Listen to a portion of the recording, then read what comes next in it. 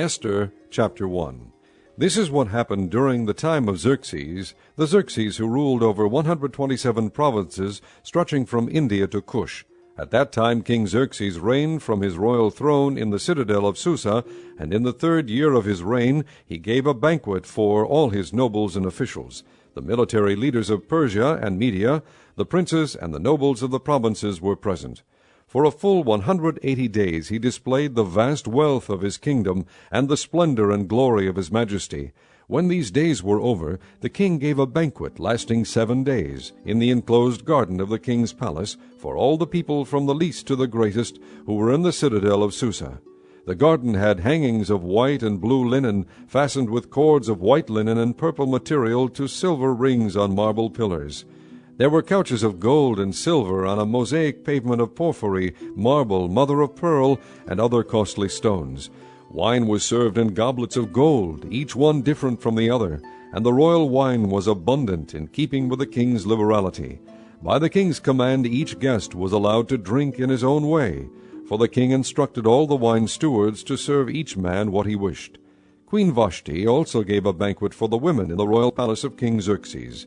On the 7th day, when King Xerxes was in high spirits from wine, he commanded the 7 eunuchs who served him, Mehuman, Biztha, Harbona, Bigtha, Abagtha, Zethar, and Carcas, to bring before him Queen Vashti wearing her royal crown, in order to display her beauty to the people and nobles, for she was lovely to look at.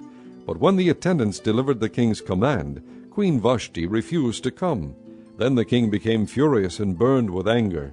Since it was customary for the king to consult experts in matters of law and justice, he spoke with the wise men who understood the times and were closest to the king, Karshena, Shethar, Admatha, Tarshish, Meres, Marsena, and Memucan, the 7 nobles of Persia and Media, who had special access to the king and were highest in the kingdom.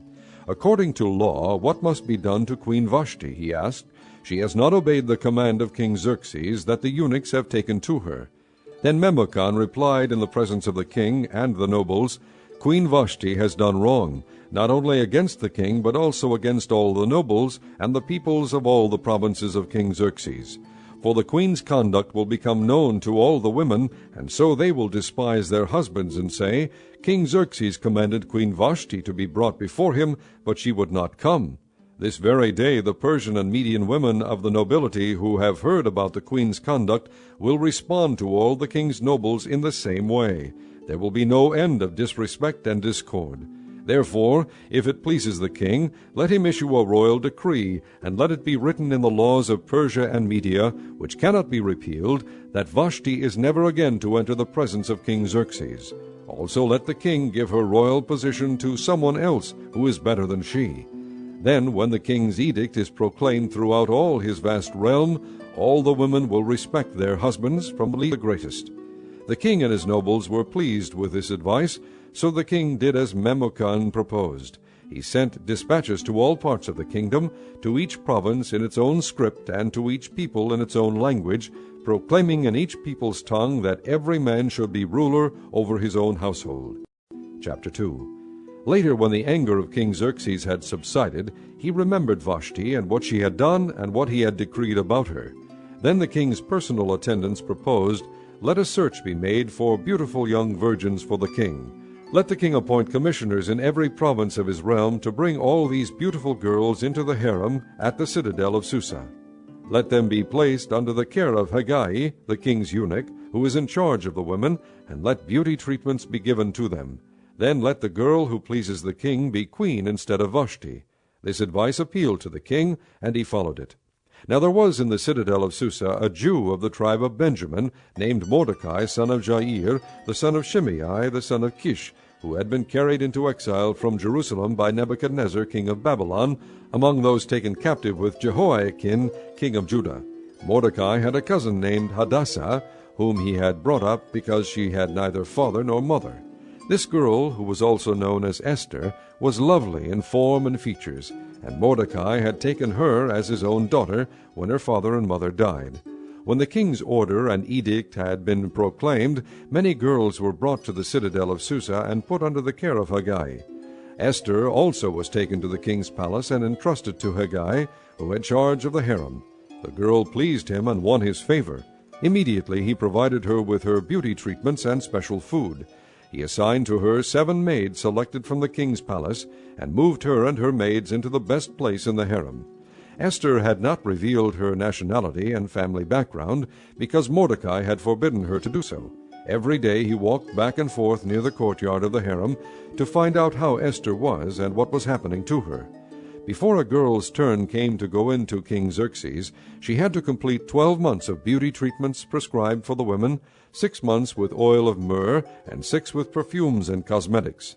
And this is how she would go to the king. Anything she wanted was given her to take with her from the harem to the king's palace. In the evening she would go there, and in the morning return to another part of the harem to the care of Shah-Azgaz, the king's eunuch who was in charge of the concubines. She would not return to the king unless he was pleased with her and summoned her by name. When the turn came for Esther, the girl Mordecai had adopted, the daughter of his uncle Abihail, to go to the king, she asked for nothing other than what Haggai, the king's eunuch who was in charge of the harem, suggested, and Esther won the favor of everyone who saw her. She was taken to King Xerxes in the royal residence in the 10th month, the month of Tebeth, in the 7th year of his reign. Now the king was attracted to Esther more than to any of the other women, and she won his favor and approval more than any of the other virgins. So he set a royal crown on her head, and made her queen instead of Vashti. And the king gave a great banquet, Esther's banquet, for all his nobles and officials. He proclaimed a holiday throughout the provinces, and distributed gifts with royal liberality. When the virgins were assembled a second time, Mordecai was sitting at the king's gate. But Esther had kept secret her family background and nationality, just as Mordecai had told her to do, for she continued to follow Mordecai's instructions as she had done when he was bringing her up. During the time Mordecai was sitting at the king's gate, Bigthana and Teresh, 2 of the king's officers who guarded the doorway, became angry and conspired to assassinate King Xerxes. But Mordecai found out about the plot and told Queen Esther, who in turn reported it to the king, giving credit to Mordecai. And what was investigated and found to be true, the 2 officials were hanged on a gallows. All this was recorded in the book of the annals in the presence of the king. Chapter 3. After these events, King Xerxes honored Haman, son of Hammedatha, the Agagite, elevating him and giving him a seat of honor higher than that of all the other nobles. All the royal officials at the king's gate knelt down and paid honor to Haman, for the king had commanded this concerning him. But Mordecai would not kneel down or pay him honor. Then the royal officials at the king's gate asked Mordecai, "Why do you disobey the king's command?" Day after day they spoke to him, but he refused to comply. Therefore they told Haman about it to see whether Mordecai's behavior would be tolerated, for he had told them he was a Jew. When Haman saw that Mordecai would not kneel down or pay him honor, he was enraged. Yet having learned who Mordecai's people were, he scorned the idea of killing only Mordecai. Instead, Haman looked for a way to destroy all Mordecai's people, the Jews, throughout the whole kingdom of Xerxes. In the 12th year of King Xerxes, in the 1st month, the month of Nisan, they cast the pur, that is, the lot, in the presence of Haman to select a day and month. And the lot fell on the 12th month, the month of Adar. Then Haman said to King Xerxes, "There is a certain people dispersed and scattered among the peoples in all the provinces of your kingdom, whose customs are different from those of all other people, and who do not obey the king's laws. It is not in the king's best interest to tolerate them. If it pleases the king, let a decree be issued to destroy them, and I will put 10,000 talents of silver into the royal treasury for the men who carry out this business." So the king took his signet ring from his finger, and gave it to Haman, son of Hammedatha, the Agagite, the enemy of the Jews. "Keep the money," the king said to Haman, "and do with the people as you please." Then on the 13th day of the 1st month the royal secretaries were summoned. They wrote out in the script of each province, and in the language of each people, all Haman's orders to the king's satraps, the governors of the various provinces, and the nobles of the various peoples. These were written in the name of King Xerxes himself, and sealed with his own ring. Dispatches were sent by couriers to all the king's provinces with the order to destroy, kill, and annihilate all the Jews, young and old, women and little children, on a single day, the 13th day of the 12th month, the month of Adar, and to plunder their goods. A copy of the text of the edict was to be issued as law in every province, and made known to the people of every nationality, so they would be ready for that day. Spurred on by the king's command, the couriers went out, and the edict was issued in the citadel of Susa. The king and Haman sat down to drink, but the city of Susa was bewildered. Chapter 4. When Mordecai learned of all that had been done, he tore his clothes, put on sackcloth and ashes, and went out into the city, wailing loudly and bitterly. But he went only as far as the king's gate, because no one clothed in sackcloth was allowed to enter it.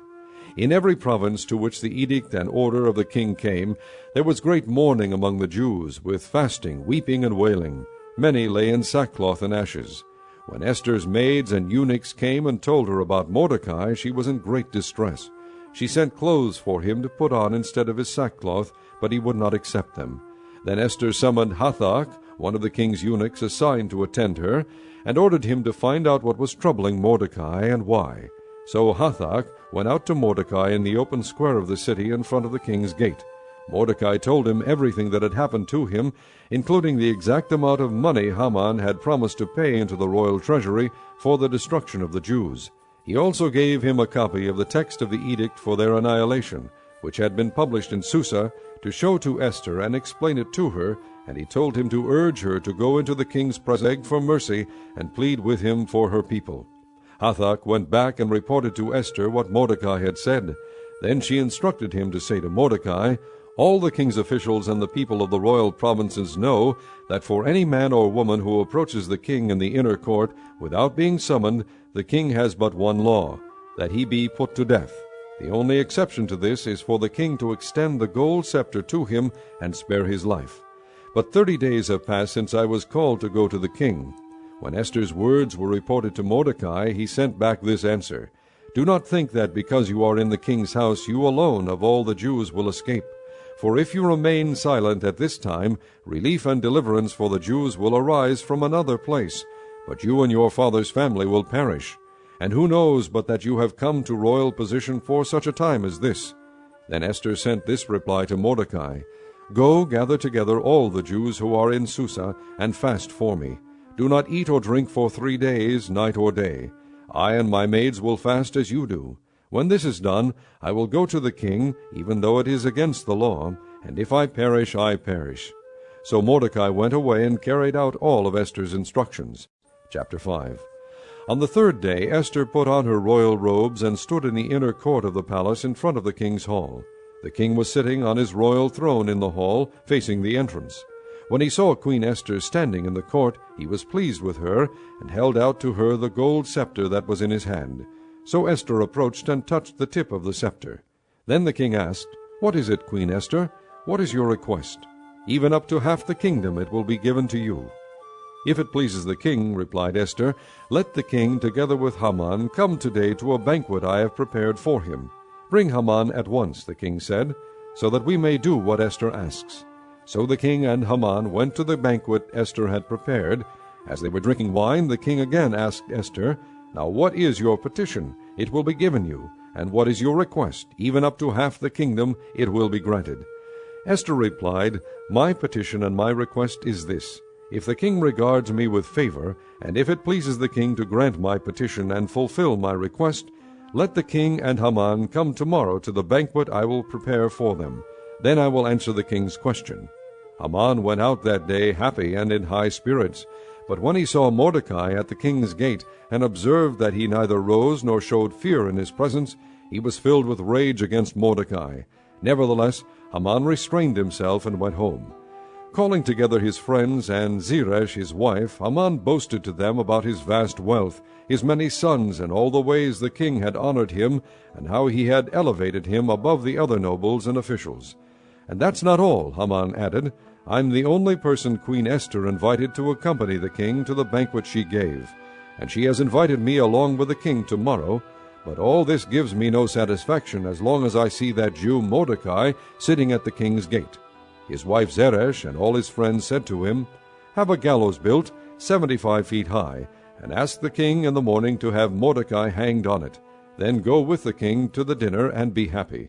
This suggestion delighted Haman, and he had the gallows built. Chapter 6. That night the king could not sleep. So he ordered the book of the Chronicles, the record of his reign, to be brought in and read to him.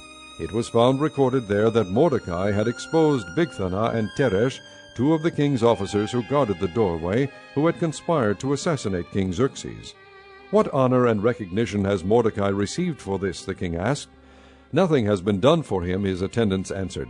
The king said, "Who is in the court?" Now Haman had just entered the outer court of the palace to speak to the king about hanging Mordecai on the gallows he had erected. His attendants answered, "Haman is standing in the court." "Bring him in," the king ordered. When Haman entered, the king asked him, "What should be done for the man the king delights to honor?" Now Haman thought to himself, "Who is there that the king would rather honor than me?" So he answered the king, "For the man the king delights to honor, have them bring a royal robe the king has worn, and a horse the king has ridden, one with a royal crest placed on its head. Then let the robe and horse be entrusted to one of the king's most noble princes. Let them robe the man the king delights to honor, and lead him on the horse through the city streets, proclaiming before him, 'This is what is done for the man the king delights to honor.'" "Go at once," the king commanded Haman. "Get the robe and the horse, and do just as you have suggested for Mordecai the Jew, who sits at the king's gate. Do not neglect anything you have recommended." So Haman got the robe and the horse. He robed Mordecai and led him on horseback through the city streets, proclaiming before him, "This is what is done for the man the king delights to honor." Afterward Mordecai returned to the king's gate. But Haman rushed home, with his head covered in grief, and told Zeresh his wife and all his friends everything that had happened to him. His advisers and his wife Zeresh said to him, "Since Mordecai, before whom your downfall has started, is of Jewish origin, you cannot stand against him. You will surely come to ruin." While they were still talking with him, the king's eunuchs arrived and hurried Haman away to the banquet Esther had prepared. Chapter 7. So the king and Haman went to dine with Queen Esther, and as they were drinking wine on that second day, the king again asked, "Queen Esther, what is your petition? It will be given you. What is your request? Even up to half the kingdom it will be granted."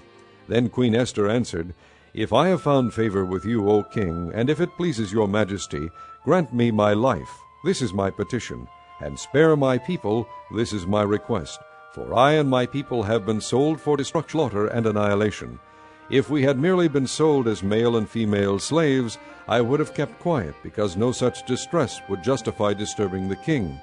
King Xerxes asked Queen Esther, "Who is he? Where is the man who has dared to do such a thing?" Esther said, "The adversary and enemy is this vile Haman." Then Haman was terrified before the king and queen.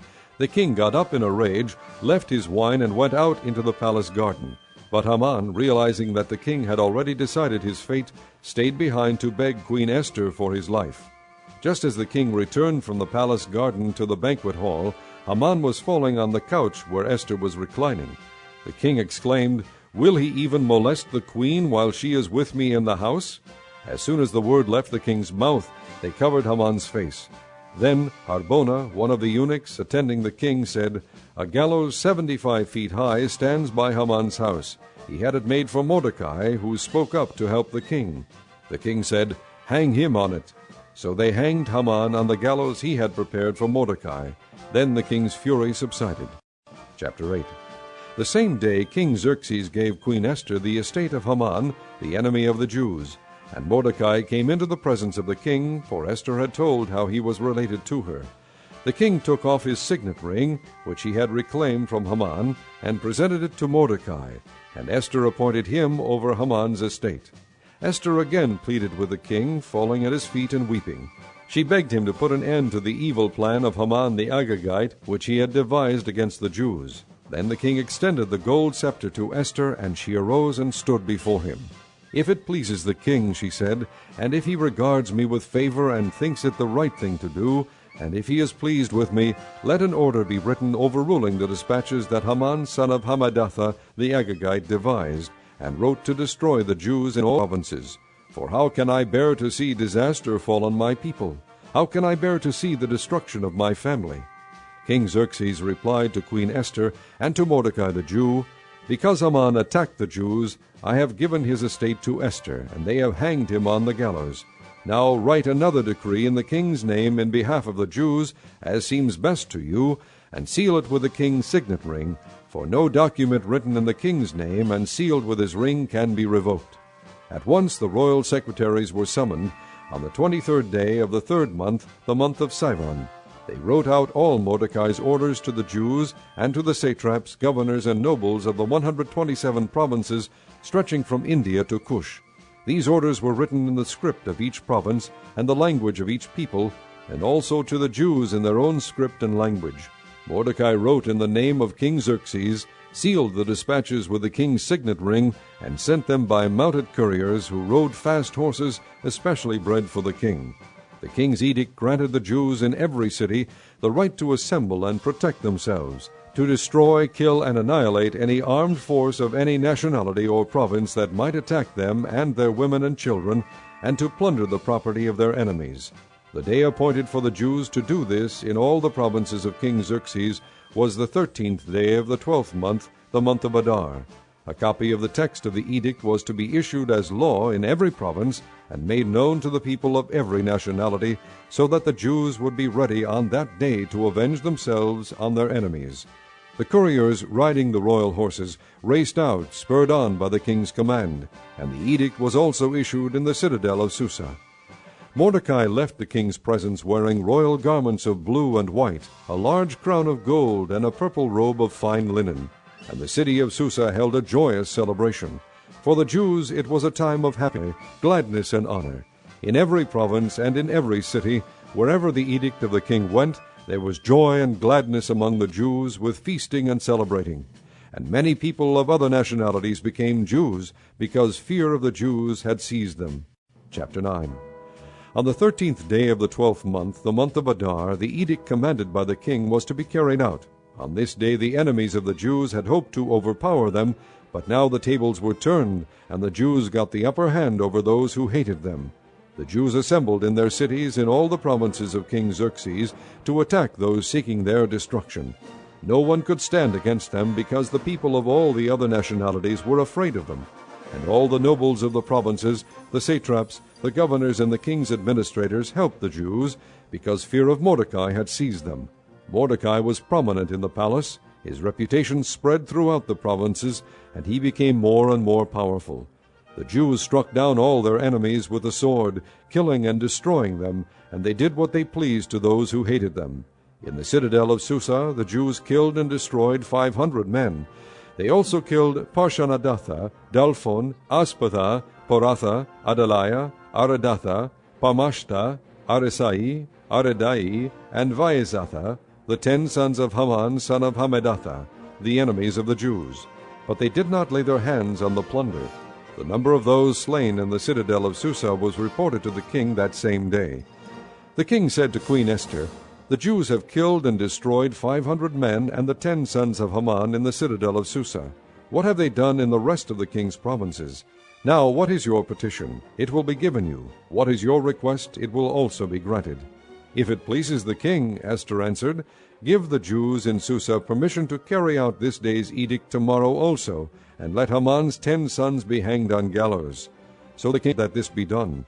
An edict was issued in Susa, and they hanged the 10 sons of Haman. The Jews in Susa came together on the 14th day of the month of Adar, and they put to death in Susa 300 men, but they did not lay their hands on the plunder. Meanwhile, the remainder of the Jews who were in the king's provinces also assembled to protect themselves and get relief from their enemies. They killed 75,000 of them, but did not lay their hands on the plunder. This happened on the 13th day of the month of Adar, and on the 14th they rested and made it a day of feasting and joy. The Jews in Susa, however, had assembled on the 13th and 14th, and then on the 15th they rested and made it a day of feasting and joy. That is why rural Jews, those living in villages, observed the 14th of the month of Adar as a day of joy and feasting, a day for giving presents to each other. Mordecai recorded these events, and he sent letters to all the Jews throughout the provinces of King Xerxes, near and far, to have them celebrate annually the 14th and 15th days of the month of Adar as the time when the Jews got relief from their enemies, and as the month when their sorrow was turned into joy and their mourning into a day of celebration. He wrote them to observe the days as days of feasting and joy, and giving presents of food to one another and gifts to the poor. So the Jews agreed to continue the celebration they had begun, doing what Mordecai had written to them. For Haman, son of Hammedatha, the Agagite, the enemy of all the Jews, had plotted against the Jews to destroy them, and had cast the pur, that is, the lot, for their ruin and destruction. But when the plot came to the king's attention, he issued written orders that the evil scheme Haman had devised against the Jews should come back unto his own head, and that he and his son should be hanged on the gallows. Therefore these days were called Purim, from the word pur. Because of everything written in this letter, and because of what they had seen and what had happened to them, the Jews took it upon themselves to establish that they and their descendants and all who joined them should without fail observe these 2 days every year in the way prescribed and at the time appointed. These days should be remembered and observed in every generation by every family, and in every province and in every city.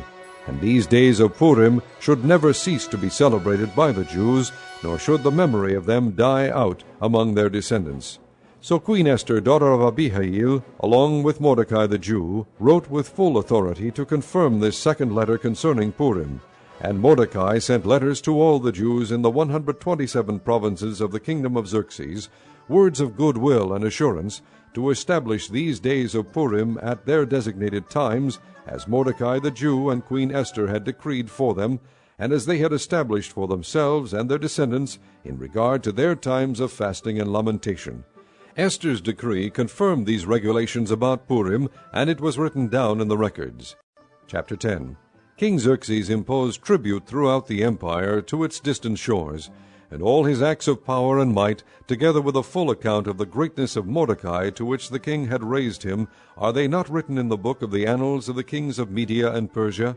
Mordecai the Jew was second in rank to King Xerxes, preeminent among the Jews, and held in high esteem by his many fellow Jews, because he worked for the good of his people and spoke up for the welfare of all the Jews.